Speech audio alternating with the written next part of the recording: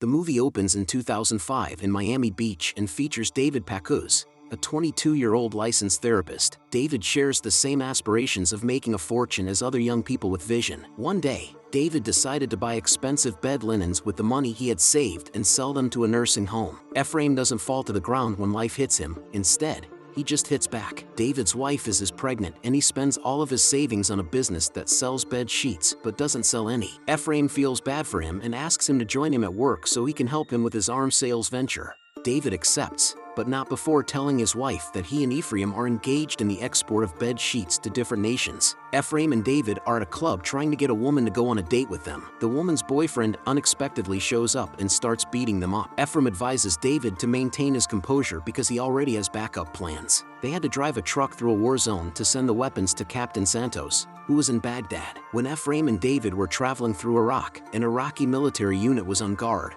which set their adrenaline racing. The chances of them surviving the oncoming Iraqi soldiers were extremely slim. They received 2 packs of Marlboro cigarettes from the driver, who knew the way through, allowing them to carry on with their journey. After crossing the war zone, American soldiers arrived to assist them, and they each received payment of about $3 million for the sale of weapons. David and Ephraim read an open tender worth hundreds of millions of dollars. Instead of Berettas or other small arms, the tender calls for missiles and other heavy weapons. They were unable to secure the suppliers they desired because AUI has a high level of self-confidence. Henry Gerard, a well-known arms dealer among those like them, was there when David met him. Ephraim and David had to work extra hard to keep orders coming as a result of their lack of self-assurance. David was given the responsibility of managing the delivery of AK-47 ammunition for 8 months while working alone in Albania. Fortunately, Bashkim knew someone named Enver who could repackage bullets into cartons and ship them without identifying them as being made in China. He then threatened to break his contract with Henry before looking for a new producer.